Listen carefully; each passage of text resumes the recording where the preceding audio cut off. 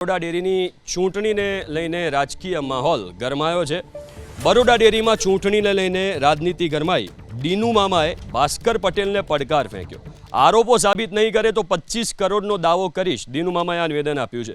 ભાસ્કર પટેલના આરોપ પર ડેરીના પ્રમુખ દીનુ મામાનો જવાબ।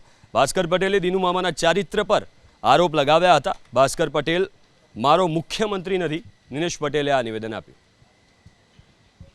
ફોર્મ ચકાસણીની પ્રક્રિયા જો ચાલુ છે, ઝોન નંબર 12નું કાર્યક્રમ ચાલુ છે।